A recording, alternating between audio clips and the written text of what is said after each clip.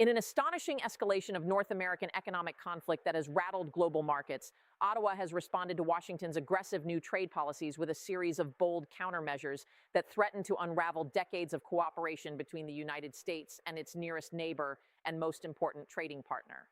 What began as tariff tweaks and trade complaints has now erupted into an economic showdown that some analysts are calling a full-blown trade war, with deep implications for consumers, industries, and international supply chains worldwide. President Donald J. Trump, riding a wave of populist support and determined to reshape America's economic relationships, launched a sweeping package of tariffs on Canadian goods that marked the most significant escalation in trade measures since the US-Canada-Mexico agreement was ratified. In early 2025, Trump imposed 25% tariffs on all Canadian imports and 10% tariffs on energy products, citing a massive U.S. trade deficit and what he called Ottawa's unwillingness to curb illicit border flows and high Canadian tariffs on certain U.S. farm products. Canada immediately denounced the levies as economically damaging and unjustified, and vowed to mount a fierce response. For years, the United States and Canada had stood as model trading partners with integrated supply chains and border-spanning industries, most notably auto manufacturing, agriculture, energy, and metals. Canada sends roughly 70% of its exports to the U.S., and U.S. producers rely heavily on Canadian steel, aluminum, potash, lumber, and energy products in critical sectors. But that historic relationship was suddenly thrown into disarray.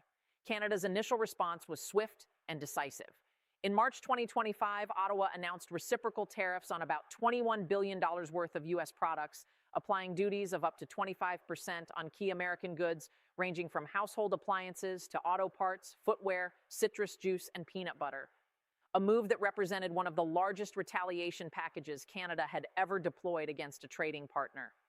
Canadian officials made clear that these measures would remain in place until U.S. policies were reversed, and even threatened further escalation if necessary.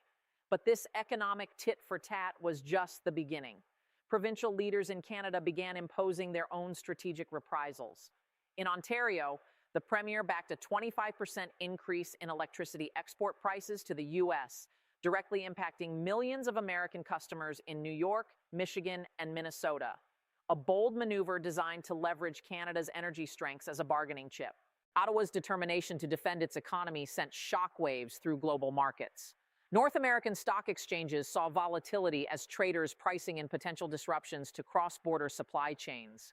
Automakers warned that newly imposed tariffs could hike production costs and disrupt the flow of parts between Canada and U.S. assembly plants. Steel and aluminum industries braced for diminished demand and price swings, while agricultural exporters worried about losing access to their largest export market. The Trump administration defended its actions, painting them as necessary steps to protect American workers and address long-standing grievances over trade and border security. The White House argued that Canada's tariff barriers on U.S. dairy, poultry, and eggs, reaching as high as 240% and 150% respectively, justified the retaliatory measures, and that reshaping trade terms was essential for strengthening America's economic position.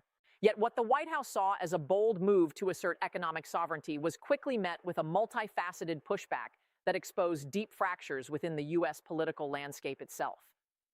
In an extraordinary bipartisan rebuke, the U.S. House of Representatives, including 6 Republicans joining Democrats, voted 219 to 211 to pass a resolution aimed at ending Trump's tariffs on Canada.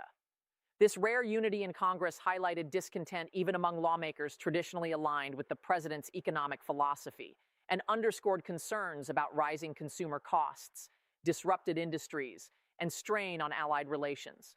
The backlash was not confined to legislative chambers.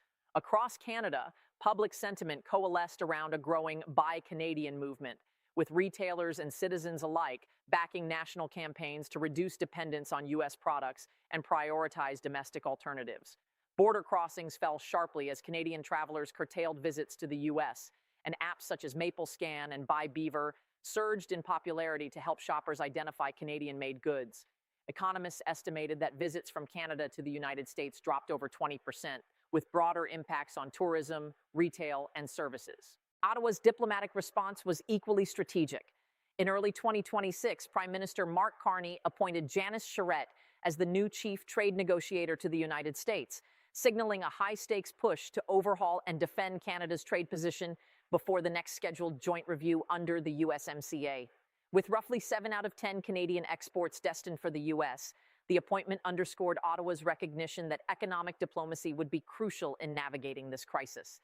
But Ottawa's strategies extended beyond tariffs and negotiations with Washington. Canada announced a significant pivot to reduce reliance on U.S. defense manufacturers and boost domestic production. A sweeping defense industrial strategy was unveiled, aiming to increase defense industry revenues by over 240%, raise exports by 50%, and create up to 125,000 high-quality jobs, a formidable bid to strengthen sovereignty and lessen U.S. supply dependence. At international economic forums, Carney made pointed statements that resonated far beyond Canada's borders. Critics interpreted his speeches as a veiled critique of U.S. trade policy, particularly its unpredictability and aggressive tariffs, and a call for middle powers to forge stronger economic networks independent of U.S. dominance. Analysts pointed to those addresses as evidence of a shifting global trade order, with Canada emerging as a leader among nations seeking stable alternatives to bilateral reliance on Washington. A focal point in Ottawa's diversification efforts was a new trade deal with China, which Ottawa described as a strategic alignment to expand markets beyond the U.S. and shield key sectors like automotive and agriculture from tariff shocks. The agreement limits Chinese EV imports under a preferential rate, but more importantly offers Canadian agricultural exporters significant tariff reductions. By easing Chinese duties on vital Canadian canola seed and food exports from over 85% to near 15%, the deal provided fresh relief and opportunities for Canadian producers eager to diversify. Trump's reaction was telling. Rather than condemn the deal, he publicly suggested Canada should pursue trade deals with China, a dramatic and surprising pivot that acknowledged Ottawa's strategic autonomy while attempting to frame the move as sensible diversification rather than a blow to U.S. influence. Yet, the trade war has exacted its toll. Industries on both sides of the border are rethinking supply chains and investment plans. Canadian auto and steel sectors are investing heavily in domestic resilience, while U.S. manufacturers, particularly in the Midwest, are warning that tariff-induced cost increases could force plant closures, layoffs, and higher consumer prices for goods ranging from cars to household appliances.